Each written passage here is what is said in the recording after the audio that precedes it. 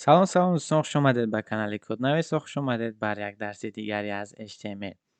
در این درس ما میخواستیم با شما تگی فیلست رو بیاموزیم. در اینجا چیزایی را که شما از میبینیم ما در درس پیشتر ساخته بودیم و آموخته بودیم که چه خیلی چک باکس ها را با هم دیگر در وب صفحه خودمون بسازیم. و اگر شما درس پیشتر را ندیده باشین رفته تماشا کنید تا اینکه بفهمید چه خیلی ما میتوانیم چک باکس ها را در وب صفحه خودمون بسازیم. و بگذاریم برای چیکار کردن کد رو نویسن.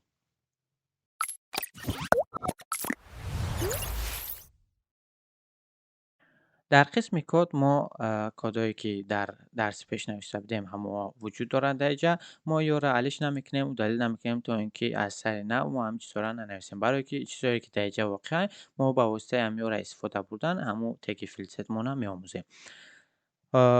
چه خیلی که گفتم ما تگ فیلست در نامش معلومه که یعنی یک تگ برای همو تگ چیکار میکنیم ما فیلد ست وقتی می نویسیم چیکار میکنه با ما پیدا میشه و همین تگ. و وقتی ما چیزهای فرممون در درون تگ فیلد ست می نویسیم وقتی برمیگردیم میبینیم چه خیلی که شما میبینید در وب صفحه ما چی واقع شد، یک چرکنجه در گرفته همین فرم لاگین ما را نوشت.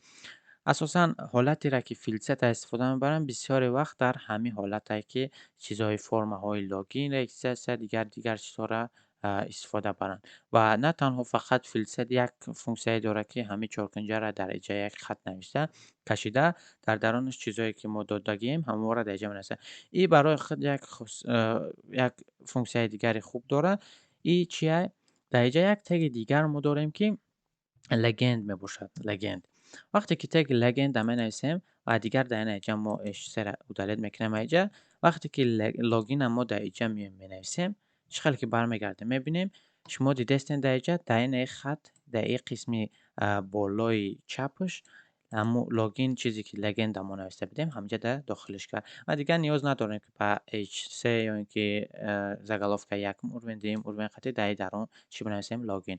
چه خیلی که شما ببینید یک وب صفحه ما در خسرو چیزی فرمایشون داده که در جاش نویسه گای لاگین در پایان یوزرنیم پسورد و دیگر چیزای ما واقعا ما اگر خواهم که لگند با کمی نوشته راست نویسم چیکار میکنم یک تگ بر استفاده میبرم در جمع بنویسم برای که تگ بر برای شفت استم ما حاضی CSS اینا رو نگذاشتیم برای همو ما چیزایی را که میدونیم و در درس‌های پیش گذشته بودیم همو را استفاده برده چیزای نو میآموزیم و تکرار میکنیم از یک جهت دیگر.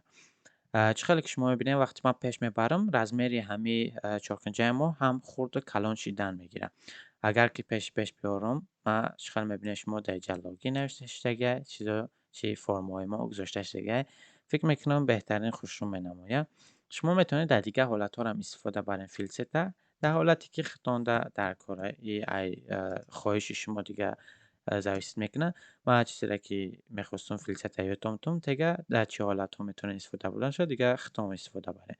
اگر شما بخواید یکم پاراگراف بذارین در وب صفحه خودتون و در اینجاش چیکار کنین لگن بنویسین مثلا تماش about می باشه درباره من.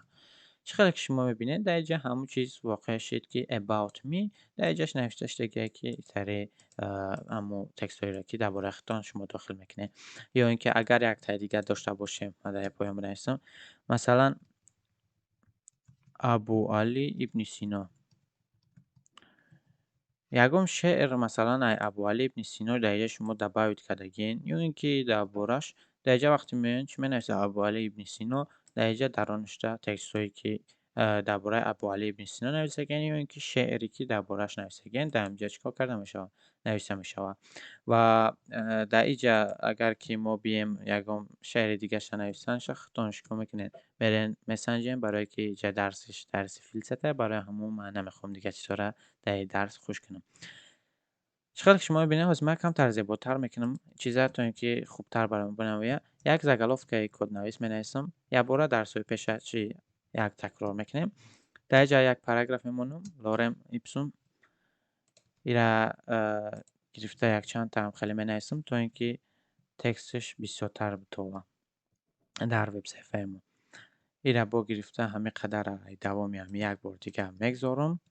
چقدر که شما میبینید در یک پاراگراف داریم دیگر پاراگرافیات دیگه هم خیلی ما در اینجا دباوید میکنم و بعد فیلتر هم یک تای دیگه می پاراگراف تبدیل میکنه. چقدر که شما میبینین اساسا به مانند یک وب صفحه که در دیگه جا شما میبینید فقط اما CSS خط استیل یگان خوشروگی زیبایی نداده که اساسا دیگه چیزایی که باید در هر یک وب صفحه باشه قریب هسته. در جای از اگرافکت داریم کد نویس و در برای همین سایت یعنی که یگان چیزای اینفورماسیون گذاشتگیم و بعد در قسم پایان یک لاگین فرم ایخمون که وقتی جرا یگام چیزی داخل کنیم سیکرت نویسیم قبول کنیم لاگین هم بچخیم همه خیلی اینفورماسیون ما در باید روان کرده شده و همه چی درست کرده. امیدوارم که این درس با شما پسند اومد و تگ فیلتر با شما معقول شد و میتوانید دیگه از این پس استفاده برین در وبسایت خودتان. با همین درس امروزه را به پایان میرسانیم تا درس دیگر. خدا نگهدار.